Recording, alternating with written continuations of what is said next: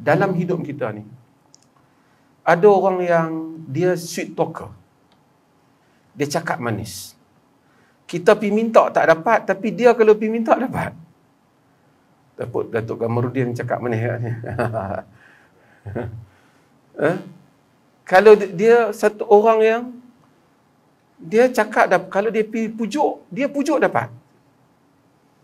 Kerana manusia ni, kita ni, manusia ni pengetahuan kita terhad. Kita tengok pada apa yang dia cakap lah kan. Kadang-kadang tak mau bagi pun, dengar ayat dia, orang kata kita lemah tengkok. Allah Maha mengetahui, Allah tidak macam manusia. Tapi Allah Azza wa Jal mengetahui apa yang ada dalam dada hambanya. Apabila hambanya mengungkapkan ungkapan yang dia suka, selaras ungkapan itu dengan apa yang ada di dalam dada dia, maka Allah memustajabkan permohonan dia. Itulah rahsia para awliya, orang-orang yang kita lihat bila disebut mustajab. Itu juga orang yang dia kata qala alladhina indahu ilmun minal kitab, yang dekat Nabi Sulaiman, orang yang ada ilmu daripada kitab. Saya nak sebutnya dalam ungkapan ini ialah ada banyak perkataan yang orang ni sebut. Nabi ni, kita tengok banyak hadis, kadang-kadang ada sahabat bila dia doa bagus, Nabi bagi hadiah pada dia. Nabi kita pandai ke doa?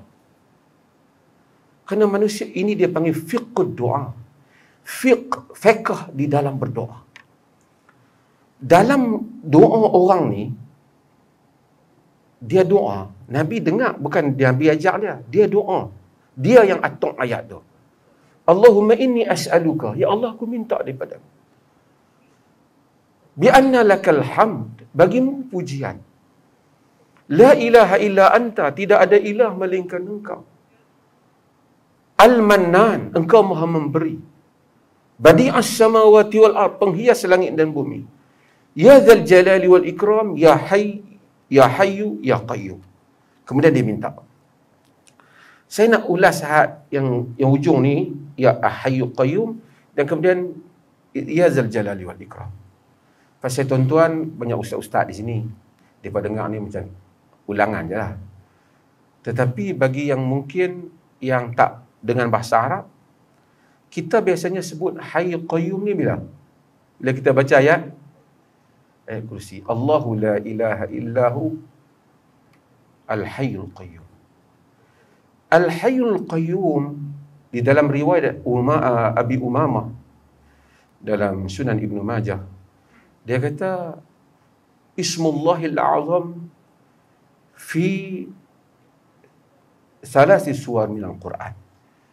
Nama Allah yang azim ini ada pada 3 surah Al-Quran. Dalam surah Baqarah, iaitu Allahu la ilaha illa huwal hayyul qayyum. Dalam surah apa? Ali Imran, jangan Alif Lam Mim, Allahu la ilaha illa huwal hayyul qayyum. Satu lagi, wa anatil wujuh lil hayyul qayyum dalam surah Taha.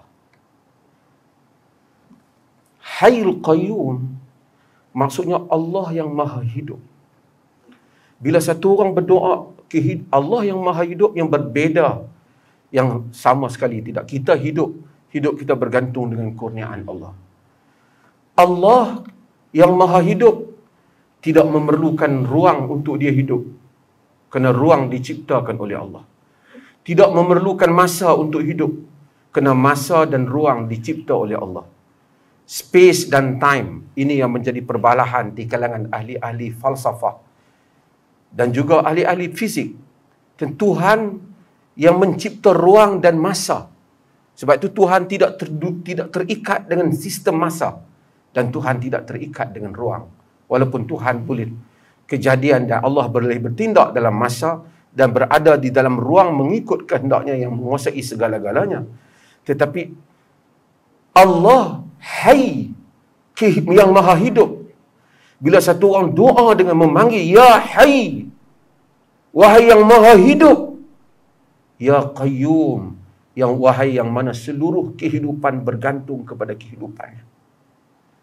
Hidup kita, apa saja yang ada dalam alam ini, bergantung kepada Hayy Qayyum. Hayyu Qayyum, Al-Hayyul Qayyum. Sebab tu lagi hamba tu menikmati, menyebut Ya Hayyu Ya Qayyum, Ya Hayyu Ya Qayyum.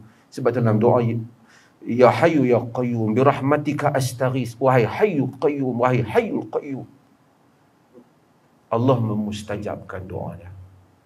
Kata Abu Muhammad, dan 3 ayat ni merupakan nama Allah yang Maha Agung. Sesiapa yang doa dengannya mustajab.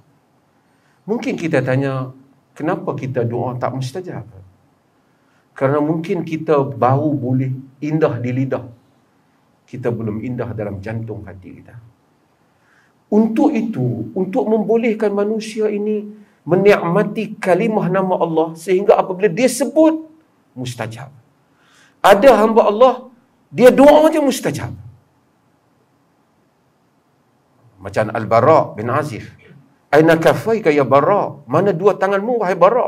Mustajab. Sahabat tahu, dia doa mustajab. Nabi dalam hadis yang diriwayatkan oleh Al-Imam At-Tirmidzi, Nabi kata, Alizzu biyadal jalali wal ikram.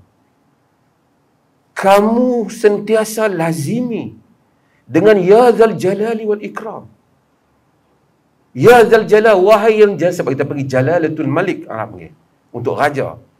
Jalal yakni wahai yang memiliki the honor of kemuliaan, pemilik segala kemuliaan.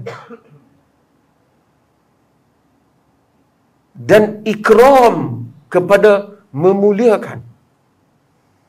Kerana ada orang memiliki, tapi kita, orang yang kaya, belum tentu dimuliakan oleh Tuhan.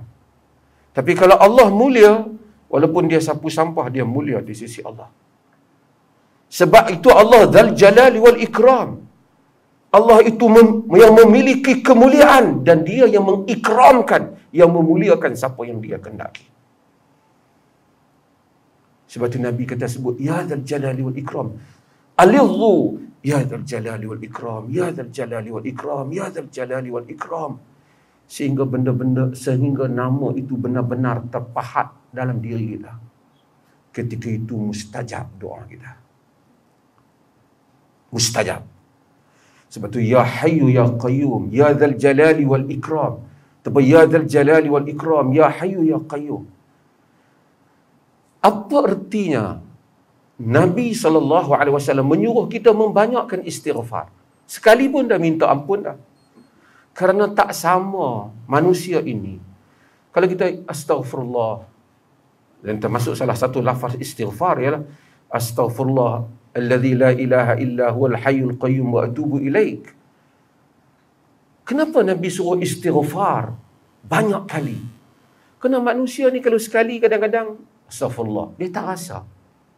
Maksud tak seiring lidahnya dengan apa yang ada dalam diri dia. Tapi bila dia ulang 70 kali, bagi makna banyak dalam bahasa Arab, 100 kali. Kata Syekhul Islam Ibn Taymiyah, aku istighfar kadang-kadang sehari 1000 kali. Sehingga Allah membukakan untuk aku apa yang tak dibuka. Sebab tu keajaiban istighfar yang banyak. Kerana lagi banyak orang tu istighfar, lagi makna permohonan keampunan itu terlekat di dalam jantung dia. Lagi banyak orang tu kata Ya Dzal Jalali wal Ikram, Ya Hayyu Ya Qayyum.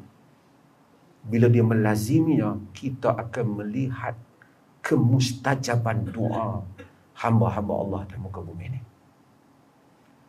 Sebab itu ada hamba Allah yang kita tengok dia doa saja mustajab. Dia minta saja dia dapat.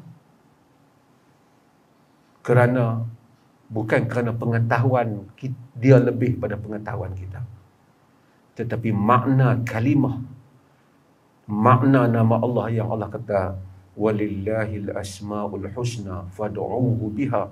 Bagi Allah itu asmaul husna, kamu doalah dia, mintalah ke Allah dengan menggunakan nama itu. Sebab itu ada faedah mempelajari asmaul husna. Maka ini dua nama yang besar. Ya Hayyu Ya Qayyum, Ya Dzal Jalali wal Ikram. Ya Hayyu Ya Qayyum, Ya Dzal Jalali wal Ikram. Kalau seseorang melaziminya, dia akan melihat keajaiban-keajaiban dalam hidupnya. Apa yang dikatakan mustahil oleh orang akan dia perolehi. Apa yang disangka tidak boleh oleh orang lain, dia akan mendapatkannya.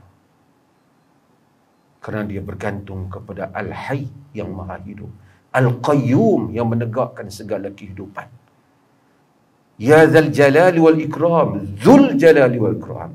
Quran kata, wa yabqa wajhu rabbika dzul jalali wal ikram. Dalam surah Ar-Rahman, tabarakasmu rabbika dzil jalali wal ikram. Bukan Tuhan saja berkat, tabarakasmu rabbika, maha berkat nama tu. Nama tu berkat. Quran kata, maha berkat nama dzil jalali wal ikram. Nama tu. Bukan zat saja, nama tu berkat. Tu tabarakasmu rabbika dzil jalali wal ikram. Nama itu berkat. Sebab itu orang kata, ya dzal jalali wal ikram, ya dzal jalali wal ikram. Mustajab. Tak perlu manusia pergi cari buku senjata untuk lebay, rahsia petua untuk guru, macam mana nak bagi jadi benda pelik-pelik. Quran telah mengajar, sunnah telah mengajar kita. Hari-hari pun kita baca, Allahu la ilaha illa huwal hayyul qayyum. Mudah-mudahan insya-Allah kita melazimi dua nama ini dan kita akan melihat keberkatan nama ini dan keajaibannya di dalam kehidupan kita insya-Allah.